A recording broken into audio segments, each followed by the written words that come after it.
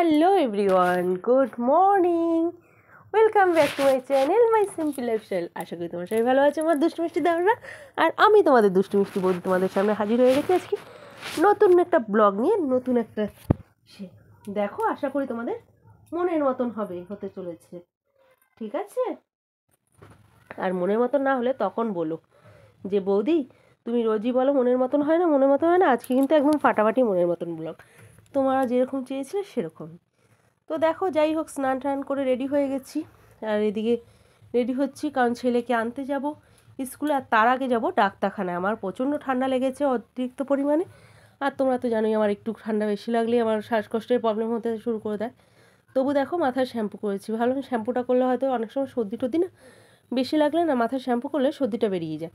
তো সেই ভেবেই সেই চিন্তা ভাবনা নিয়েই মাথায় শ্যাম্পু করেছি। তো জানি না কি হবে, কিন্তু তখনও যতক্ষণ তোমাদের ভিডিও করছিলাম তখন কিন্তু খুব আনন্দে ছিলাম, কারণ শরীরটা ঠান্ডা লেগেছিল ঠিকই, শরীরটা অতটাও খারাপ ছিল না। কিন্তু তারপর হয়েছে মেন ঘটনা। তারপর যে তোমাদের সঙ্গে আর সুন্দর সুন্দর জিনিস শেয়ার করবো সেটা আর করিনি, কিন্তু পরের দিকে আবার তোমাদের মন মতন কিছুটা ভিডিও শেয়ার করেছি। দুপুরবেলা মানে আচমকাই মানে ডাক্তারের থেকে ওষুধ খেয়েছি, নিয়ে এসে ওষুধ খেয়ে আমি যখন শুই তখন অতিরিক্ত পরিমাণে আমার হার্টবিট বেড়ে গেল হঠাৎ করে। আর আমার তো প্রেশার হাই, তোমরা সকলেই জানো। আর এদিকে যেমন মাথা ঘুরছে সেরকম হার্টবিট বেড়ে গেছে প্রচণ্ড পরিমাণে। মানে শরীরটা এতটাই হচ্ছিল, ভয়ও হচ্ছিল।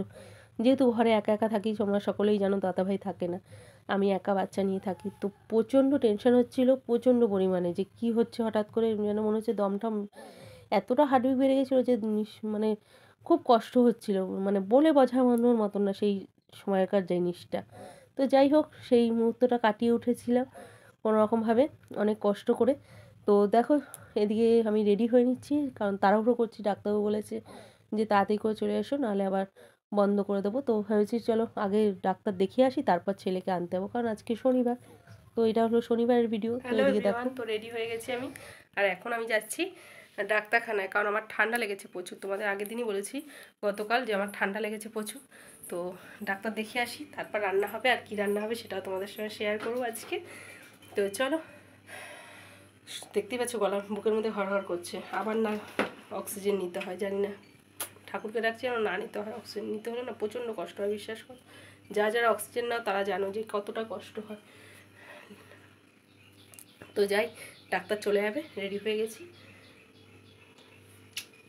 মানুষ বলে না আজ আছে মানুষ কাল নেই, সত্যি বিশ্বাস করো আজকে দুপুরবেলাটা যেন আমি সেই রকমই একটা ফিল করেছি, যে আমার মনে হচ্ছিলো ওই মুহূর্তেই আমার দমটা বেরিয়ে যাবে। এরকম একটা মানে সিচুয়েশান থেকে, এরকম একটা জায়গা থেকে আমি বেরিয়েছি।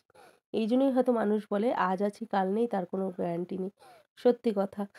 আর এটা ছিল তোমাদের মোস্ট রিকোয়েস্ট। আমার একটা বান্ধবীদের বাড়িতে পুজো ছিল, শীতলা পুজো আর কালী পুজো। তো ওখানে নেমন্তন্ন ছিল। আর পুজো বাড়ি মানে একটু আলতা না পড়লে ভালো লাগে না, আমার তো ভালোই লাগে না, সত্যি কথা। শোনো, শুধু গ্রামে বলে না যে গ্রামে থাকি বলে করছো না, আমি যখন বাড়িতেও থাকতাম তখনও, মানে কলকাতায় যখন আমি ভাড়া থাকতাম তখনও পুজো টুজো কোথাও হলে কি নিজেদের বাড়িতে হলে আমি আলতাটা পরতে পছন্দ করতাম। আমি মনে হতো যে চলো আলতা পরলে একটা স্ত্রী আলাদা একটা সৌন্দর্য লাগে। কথা আছে দেখবে, স্ত্রীর মেন সাজ হলো পায়ে আলতা, মাথায় সিঁদুর দেবে, হাতে শাঁখা পলা থাকবে, আলাদাই একটা সৌন্দর্য। হয়তো কেউ কেউ আর বলবে বৌদি তুমি তো নিজেই হাতে শাঁখা পরোনি। হ্যাঁ, আমি পরি না, তোমরা সকলেই দেখেছো, কিন্তু আমি পরতে ভালোবাসি। অন্তত কোথাও পুজো বাড়ি অনুষ্ঠান হলে আমি সেটাতে পরতে পছন্দ করি। তো যাই হোক, এদিকে দেখো, তোমরা অনেক দিন ধরে বলছিলে বৌদি তুমি আলতা পরছো না, আলতা পরার একটা ভিডিও দাও। তো ভালো, চলো এই স্মৃতিটা তোমাদের কাছে রেখে দিই। আর আমি তো আলতা পরলে তোমরা খুব খুশিও হও, দেখতেও পছন্দ করো। তো সেইটাই একটা ভিডিও করে দেখাচ্ছি তোমাদেরকে কেমন লাগছে আমাকে আলতাটা পরে। প্লিজ কমেন্ট করবে কিন্তু, ঠিক আছে? আমাদের এখানে কিন্তু সবাই বলে আমি আলতা পরলে বলে আমাকে খুব ভালো লাগে আমার পা দুটো। তো সত্যি কিনা আমি জানি না, তোমরা আমাকে কমেন্ট করো। তো তোমরা তো আমাকে দেখছো, আমাকে, আমি তোমাদের চিনি না, বাট তোমরা তো আমাকে দেখছো। তো প্লিজ তোমরা একটু কমেন্ট করো, কমেন্ট করলে ভালো লাগবে। ও আর একটা কথা, যারা এখনও পর্যন্ত আমার ফেসবুক আইডিটা ফলো করোনি, ঝটপট করে ফেসবুক পেজটা ফলো করে দাও তো, সোনা বৌদি মাস্তি ব্লগ। আর ইনস্টাগ্রামটা হলো গিয়ে সোনা মিঠু। অনেকেই বলছো ইনস্টাগ্রাম সাবস্ক্রাইবেশন করছি, সাবস্ক্রাইবেশনে ভিডিও দিচ্ছ না কেন? কে বলেছে দিচ্ছি না? আমি লাইভেও আসছি, ভিডিও দিচ্ছি, ভিডিও ছাড়ছি। একটু দেখো ফলো করে, তাহলেই হবে। তো ঝটপট করে ফলো করো, প্লাস সাবস্ক্রাইবেশন করে দাও।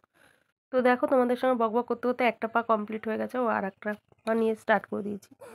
আর আমি যে ব্রাশটা দিয়ে পরি না, ব্রাশটা পাচ্ছিলাম না খুঁজে, তো ওই জন্য তুলো কাঠি মানে যে কানের যে তুলো কাঠিগুলো হয় না, ওই কাঠি দিয়ে পরছিলাম। খুব প্রবলেম হচ্ছিলো। যাই হোক, কিছু করার নেই, প্রবলেম হলেও পরতে হবে। তো এদিকে দেখো মোটামুটি এক সাইড কমপ্লিট হয়ে গেছে আর একটা পায়ে। তো আর এই সাইডটা কমপ্লিট হলে আর আমার পায়ের উপর না আলতা ভরিয়ে দিতে খুব ভাল লাগে। অনেকে শুধু সাইডে আলতা পরে, পায়ের উপরে পরে না, কিন্তু বাট আমার পায়ের উপর ভরাতে না খুব ভালো লাগে। মনে হয় কি পায়ের লুকটাই একটা চেঞ্জ হয়ে যায়, তাই না? কার কার ভালো লাগে একটু বলবে তো আমাকে কমেন্ট করে। আর আমার ফাইনাল লুকটা তোমাদের সঙ্গে শেয়ার করছি, দেখতে পাবে। ফাইনাল এই যে কমপ্লিট হয়ে এসছে, এই পায়ের আলতাটা ভরানো হয়ে গেলে পরেই কমপ্লিট হয়ে যাবে। কেন বলো তো, এই আলতাটা না আমার ঠাকুমা আমাকে এইভাবে পরিয়ে দিত ছোটোবেলার থেকে। তো তারপর থেকে আমার একটা অভ্যাস হয়ে গেছে। আর তোমরা আজকে যে আমার কথা বলার ভয়েস ওভারে বুঝতেই পারছো আমি থেকে থেকে আমার মানে টান হচ্ছে, কষ্ট হচ্ছে, একটু বুঝতেই পারছো। তো প্লিজ কিছু মাইন্ড করো না। যদি ভিডিওটা ভালো লেগে থাকে তো অবশ্যই লাইক, কমেন্ট, শেয়ার আর চ্যানেলটি সাবস্ক্রাইব করে যেও।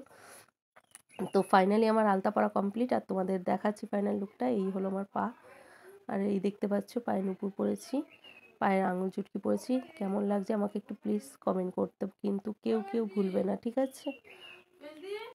তো বন্ধুরা দেখো ফাইনালি আলতা পরা হয়ে গেছে, আর আমি কিভাবে সাজছি সেটাও আমার ছেলে আমাকে ভিডিও রেকর্ড করে দিয়েছে। কেমন লাগছে বলবে। এই লাল পাড় সাদা শাড়িটা আর সাদা একটা গোলাপ দিয়েছি, তোমরা দেখতেই পাচ্ছ। কেমন লাগছে আমার লুকটা প্লিজ জানাবে। আমার ছেলে ভিডিও করে দিয়েছে, অতটা করতে পারেনি। তো যাই